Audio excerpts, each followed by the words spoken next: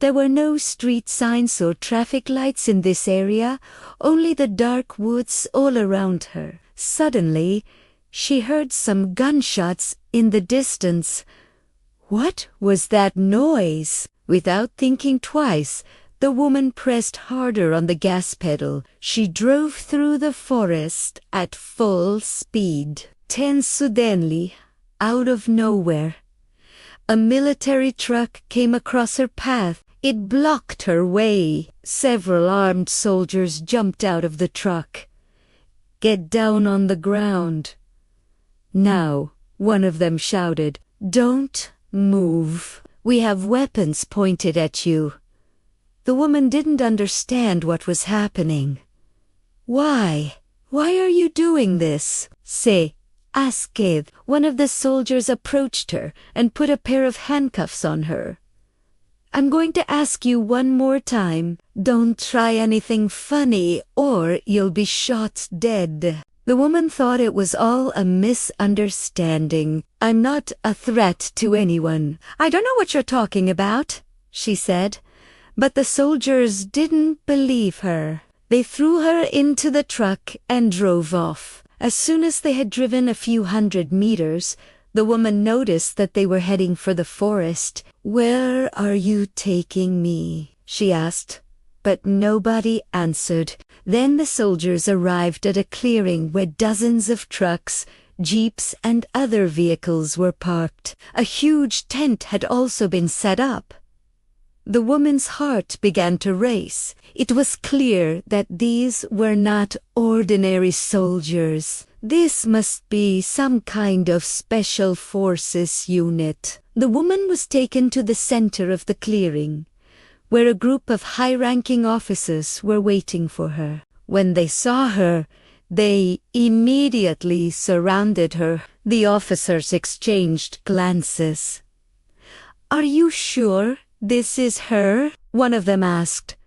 "There's no mistake. This is the woman we've been looking for," another replied. "We tracked her cell phone signal to this very spot. There's no way she could have gotten away from us," a third officer added. The woman was terrified. She still had no idea what was going on. "Who are you? What does this all mean? Why did you bring me here?" she asked. One of the officers stepped forward and said, "Ma'am, I want to apologize for the rough way we brought you here, but we had no other choice. You see, we've been tracking you for quite some time now." "Tracking me? Why? What have I done?" The officer shook his head. "You don't have to tell me why. Instead, I want you to answer a different question. Are you Dr. Lena Hansen?" The woman couldn't believe what she was hearing. "Yes, I am Dr. Hansa. But how did you find me?" "How is that even possible?" The officers exchanged glances again. Finally, one of them spoke up. "Doctor, we'd like to offer you a job. Would you like to work with us?" The woman was stunned. "Work with you? But I'm just a doctor. I don't know anything about your missions or operations." "That doesn't matter, Doctor. We know you're the best in your field, and we need your help. I'm sure you're wondering why. Well, let me tell you. It's because of your father." The woman's eyes widened. "My father? What about him? What has he done?" The officer sighed. "Doctor, there's no easy way to put this, so I'll just come right out and say it. Your father is a wanted terrorist. We've been looking for him for years, but he seems to be one step ahead of us every time. He's always managed to evade our capture. But my father is a good man. He would never hurt a fly," the woman said. "Oh, really? Then why is he wanted in connection with the bombings in Bangkok, Jakarta, and London?" The woman's face turned pale. "What bombings?" The officer continued, "Your father is also suspected of planning an attack on the U.S. Embassy in Vienna and the British consulate in Frankfurt. We have reason to believe that he's behind several other attacks as well. That's why we want you to help us find him." The woman took a deep breath. She couldn't believe what she was hearing. "How can you accuse my father of all these terrible things? He would never do such a thing. I know my father. He's a kind and gentle man."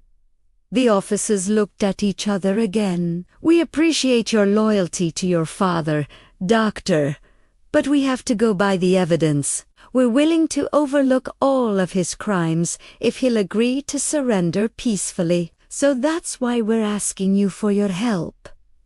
You're his only daughter. Surely you can convince him to give himself up." The woman shook her head. "I'm sorry, but I can't help you. I haven't spoken to my father in years. I don't even know where he is." The officers were disappointed, but they weren't giving up. They knew that the woman was hiding something. "Doctor, we know you're lying to us. We know you know where your father is. If you don't tell us, we'll be forced to take you in for questioning. You can do whatever you want, but I won't tell you anything. I don't know where my father is." Tut. Moment. One of the officers approached the woman and whispered something into her ear. She turned pale as she heard his words. "What? But that's impossible. How can that be?" The officer smiled. "Seems like we finally got lucky. Come with me, Doctor. I think you'll be able to help us find your father after all." The officers led the woman to a large truck where a man was sitting. When he saw her, he stood up and said, "Lena, is that really you? But how did you get here? How did they find you?" The woman shook her head. "I don't know, Father. I was just driving home when suddenly those soldiers attacked me and brought me here." "Those soldiers?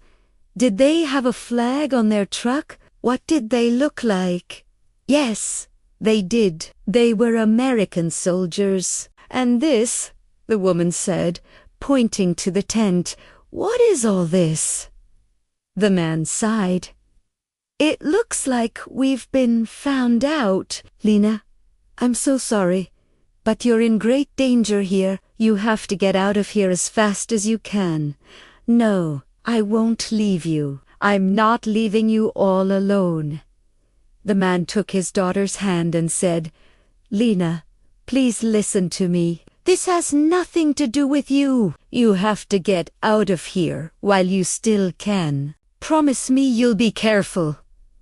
Lena hesitated for a moment, then finally nodded. "Okay, Father, I promise I'll be careful. But you have to promise to take care of yourself too."